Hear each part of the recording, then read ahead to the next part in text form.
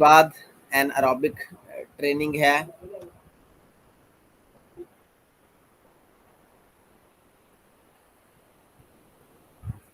Anaerobic training क्या है? Anaerobic हमने पढ़ा, पहले एरोबिक पढ़ा। एरोबिक कहते हैं with the help of oxygen. तो एनारोबिक क्या होती है? Without oxygen. Anaerobic mean without oxygen and it is the ability of the organism to perform an activity in the absence of oxygen. कि जो हमारी बॉडी है या कोई भी शख्स है वो किसी भी एक्टिविटी को परफॉर्म करता है, कब करता है? जब ऑक्सीजन अवेलेबल नहीं होती या ऑक्सीजन का इस्तेमाल नहीं होता, विदाउट ऑक्सीजन। तो इस तरह की जो एक्टिविटी हैं वो एनारोबिक कहलाती हैं। तो अमूमी तौर पर इसमें कौन कौन सी मूवमेंट हैं? जंपिंग मूवमेंट आ जाती हैं, स्प्रिंट रेसेस आ जाती हैं, उसके अलावा जो थ्रोज हैं मुख्तलिफ वो आ जाती हैं। तो इनमें कौन सी एनारोबिक जो एक्टिविटी होती है, यानी कि विदाउट ऑक्सीजन हम इन एक्टिविटीज़ को परफॉर्म कर रहे होते हैं।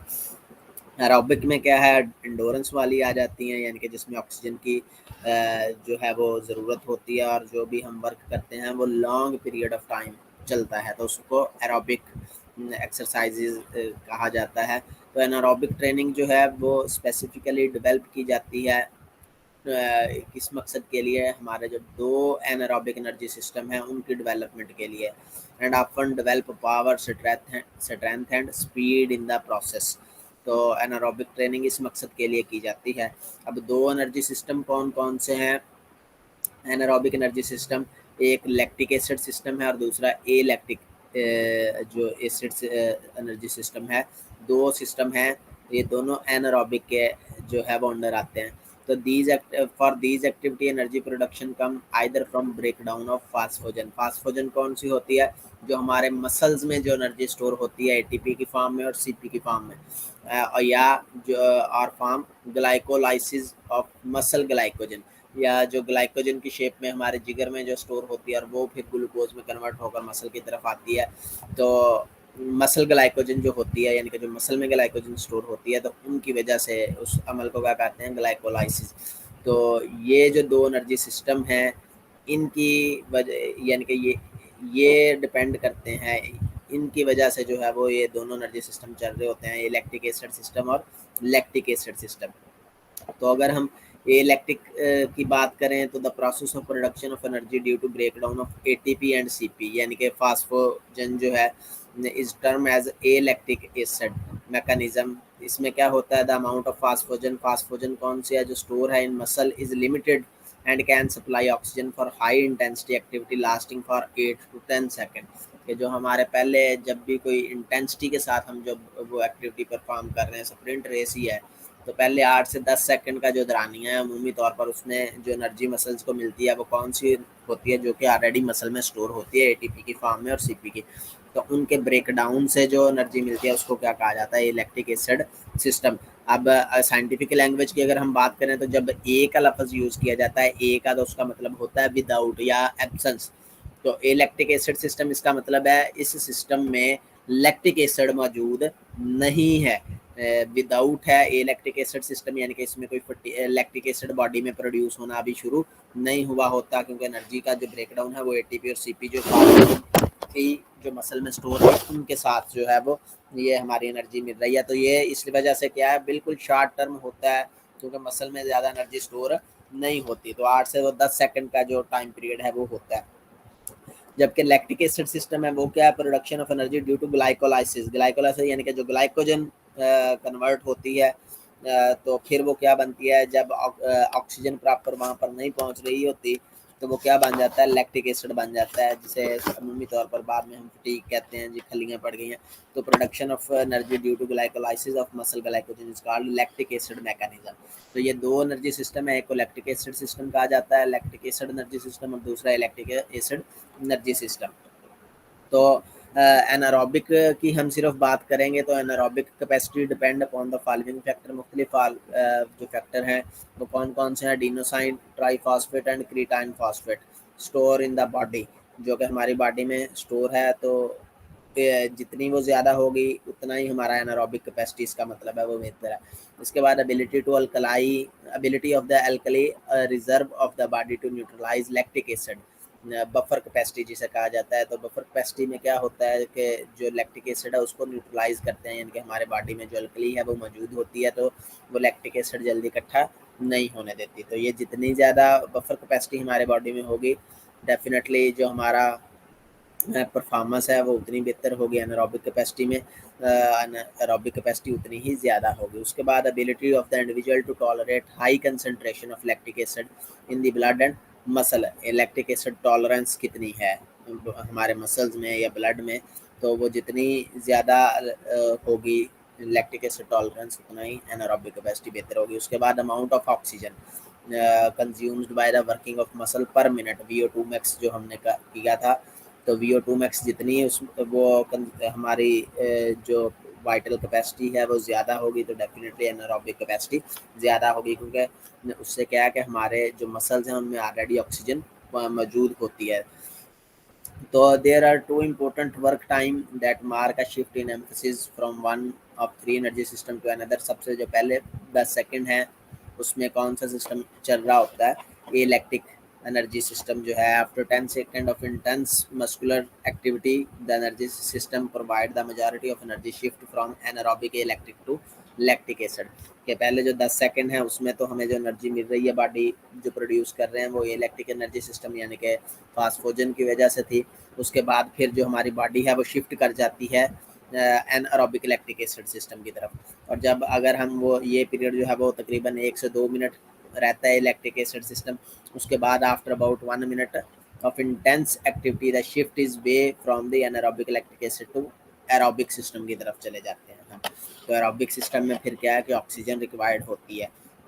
तो नीचे आपको ये चार्ट नज़र आ रहा है कि 100 मीटर रेस है या 10 सेकंड है, तो उसमें कौन कौन से एनर्जी यूज़ हो रही है, एनारोबिक इलेक्ट्रिक एनर्जी सिस्टम। इसी तरह 400 मीटर यानी कि 1 मिनट का दौरानिया जो है उससे उससे कम है, तो उसमें कौन कौन सी एनर्जी यूज़ हो रही है, एनारोबिक इलेक्ट्रिक एसिड सिस्टम जो है, एनारोबिक इलेक्ट्रिक एसिड सिस्टम जो वो यूज़ हो रहा है एनर्जी सिस्टम। उसके बाद अगर 2 मिनट में की हम एक्टिविटी करते हैं तो उसमें डेफिनेटली लैक्टिक एसिड भी होता है और एरोबिक यानी कि एरोबिक और एनारोबिक दोनों ही होते हैं, तो फिर 50-50% होती हैं। और अगर हम लॉन्ग रेसेस की बात करते हैं यानी कि मैराथन रेसेस हैं, तो जो कि 2 घंटे से ज़ायद, तो उसके लिए फिर एंडोरेंस का जो लेवल है वो उतना ही ज़्यादा बेहतर होना ज़रूरी है। तो एंडोरेंस कब बेहतर होगी, जब एरोबिक कैपेसिटी हमारी ज़्यादा होगी, यानी कि 98% उसमें हमारा ऑक्सीजन विद ऑक्सीजन हम वो कर रहे होते हैं, जबकि 2% जो है वो एनारोबिक होती है, यानी कि वो बिल्कुल माइनर सी होती है।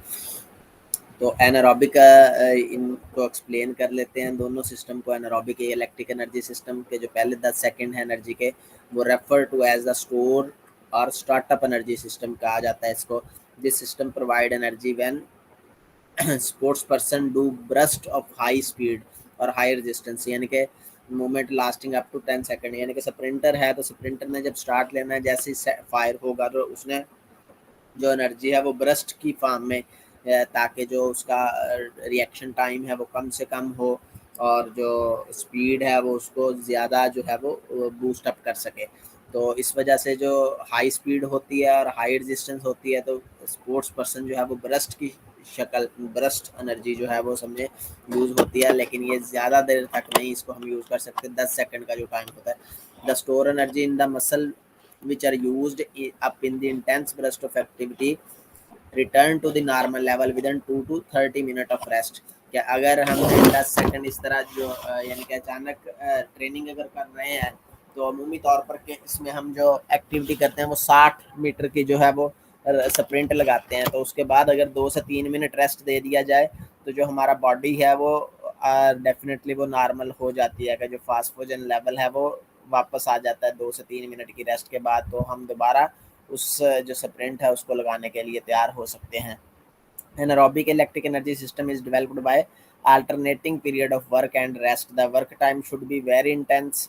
डेफिनेटली 100% हमने उसमें देनी होती है, इंटेंसिटी का जो लेवल है वो 100% ही होता है तकरीबन, बट नॉट एक्सीड 10 सेकेंड। तो डेफिनेटली टाइम जितनी इंटेंसिटी ज़्यादा होगी, जो वर्क टाइम है वो उतना ही कम होगा।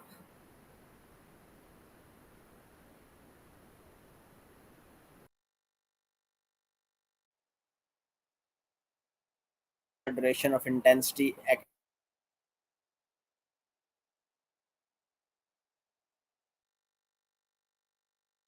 3 मिनट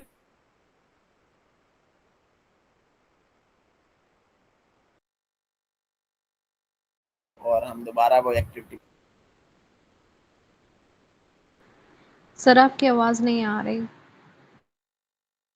क्या तो इसका मतलब है उसको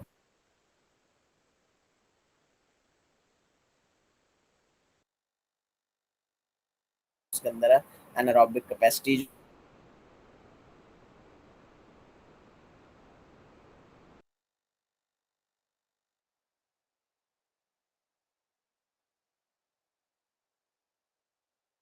जो एनर्जी सिस्टम है वो कहा जाता है ऑपरेट विद आउट ऑक्सीजन। ये भी ऑक्सीजन के बगैर होता है, क्योंकि जब एनारोबिक की बात कर रहे हैं तो इसका मतलब है इसमें ऑक्सीजन मौजूद नहीं है।